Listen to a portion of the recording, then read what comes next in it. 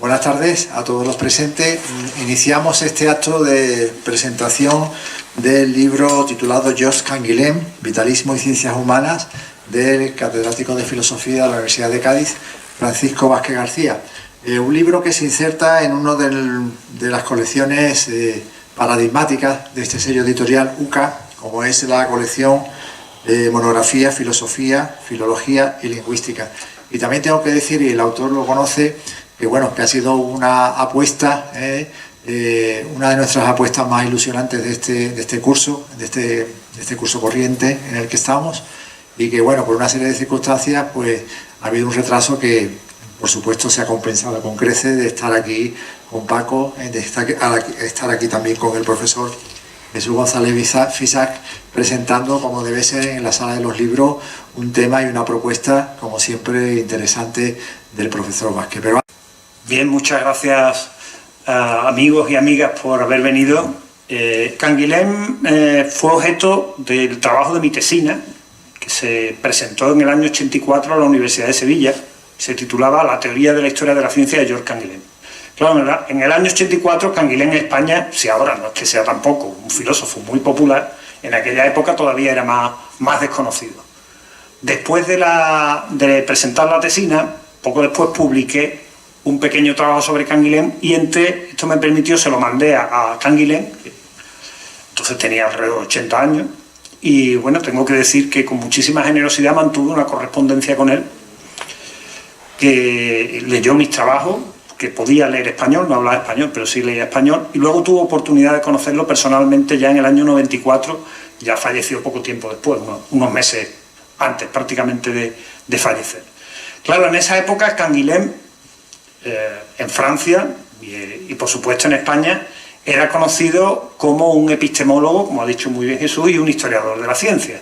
Normalmente se le presentaba siempre o en un trío o en un quinteto, o en un trío formado por Bachelard, que sería su maestro, gran representante de esa tradición de historia de la ciencia y de epistemología francesa en el terreno de la química, de la historia de la química y de la física. Canguilhem en el ámbito de las ciencias de la vida, sería de una generación además posterior a Bachelard, y luego el discípulo directo de Canguilhem, que era Michel Foucault, que sería el representante de esa tradición en el terreno de las ciencias humanas. Canguilhem en las ciencias de la vida y Bachelard en la física, en el campo de la química. O bien a veces se le presentaba en un quinteto, donde ya se metían dos personajes más. Se metía a Jean Cavalier, héroe de la resistencia francesa, que había desarrollado ese modelo de epistemología en el terreno sobre todo del álgebra y de las matemáticas, de la filosofía de las matemáticas.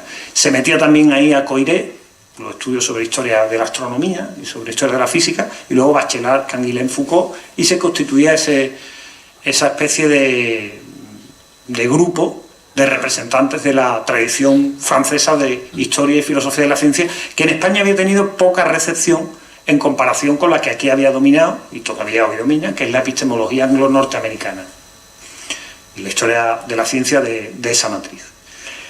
Claro, esta visión de Canguilhem como epistemólogo e historiador de la ciencia solo se va a empezar a resquebrajar a partir de mediados de los años 90. Claro, Canguilhem realmente empieza a dedicarse a la historia de la ciencia y a la epistemología casi con 50 años, con 51 años, cuando presenta su tesis doctoral de Historia de la Ciencia, dirigida por Bachelard, sobre la formación del concepto de reflejo en los siglos XVII y XVIII, en el año 55.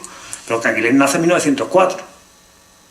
Entonces, lo que se empieza a revelar a partir de mediados de los 90 es que realmente la dedicación de Canguilhem a la historia de la ciencia y a la epistemología es un elemento relativamente secundario y subordinado respecto a su matriz principal, que no es de filosofía teórica, que no es de epistemología ni de historia de la ciencia, sino una filosofía práctica, normativa, ético-política. Y esto primero se detecta en un trabajo bibliográfico que hace un discípulo suyo, que se llama Camille Limoges, discípulo y uno de los grandes conocedores de Canguilhem, que publica un apéndice bibliográfico a una edición en inglés, que se publica en Nueva York en el año 94, una antología de textos de Canguilhem. Ese apéndice bibliográfico lo que trae es más de 100 trabajos de Canguilhem que no se conocían, que son anteriores a los años 40. Normalmente se decía, el primer libro de Canguilhem es lo normal y lo patológico, su tesis de medicina, que es del 43. Pero claro, antes del 43, Limoges pone sobre el tapete un montón de textos, artículos, recensiones y 2 o 3 libros que Canguilhem había publicado antes. Esto se enriquece aún más cuando ya muere Canguilhem y se abre el archivo de los fondos Canguilhem, donde ahí se ve efectivamente la presencia de un Canguilhem oral que presenta una filosofía sustantiva, donde la historia de la ciencia es un elemento derivado. Y entro ahora en lo que representa la máscara que he traído aquí. Claro, ¿qué significa que Canguilhem es un filósofo normativo? Un filósofo de las normas, donde se privilegia lo ético-político. Esto se entiende cuando se ve el entronque de Canguilhem con una determinada tradición francesa de kantismo, de neocantismo. Neocantismo que viene de Lagnon, de finales del siglo XIX, del maestro directo de Canguilhem, que fue Émile Chartier, conocido como Alain.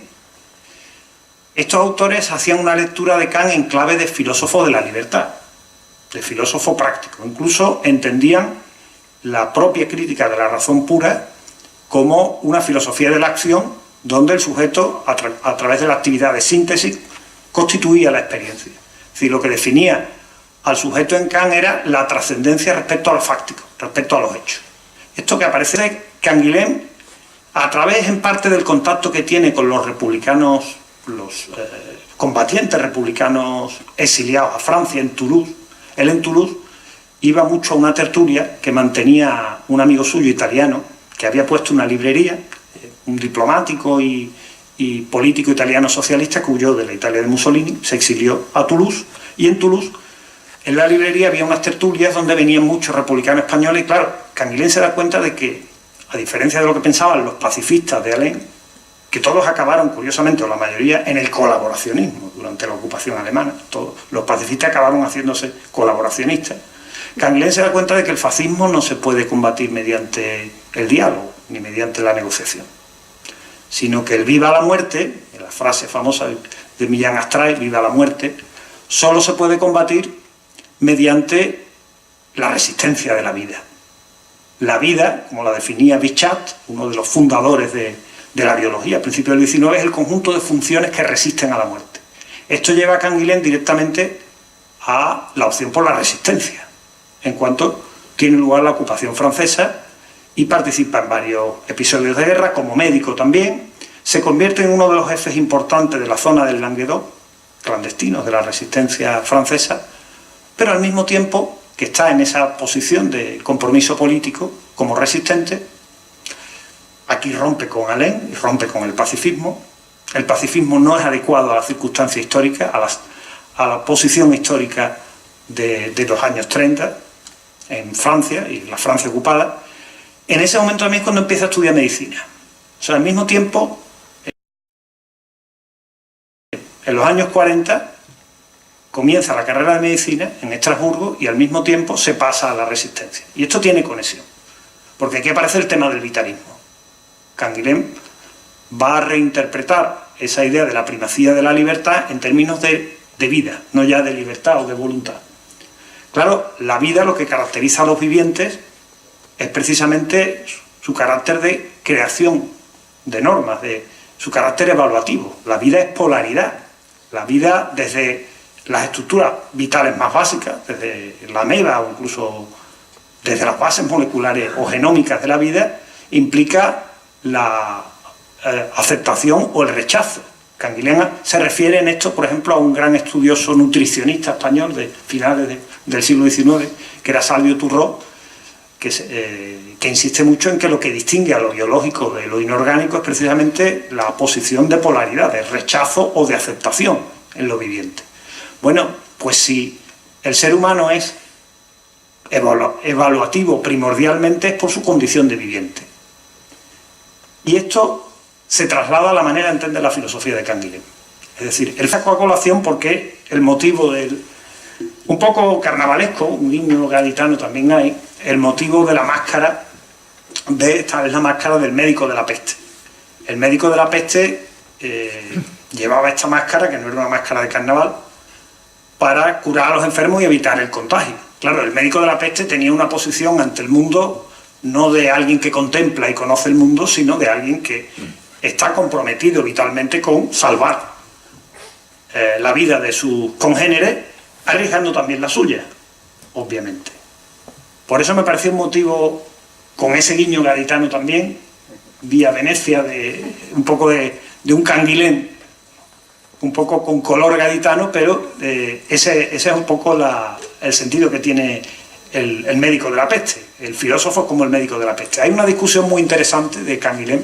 Se publicó un diálogo que tiene con un escolástico, 1967, donde aparece este asunto. Dice Canguilhem, dice, no, su tema su visión del filósofo es la de un ontólogo, es decir, alguien que construye una teoría del ente, una teoría de la realidad.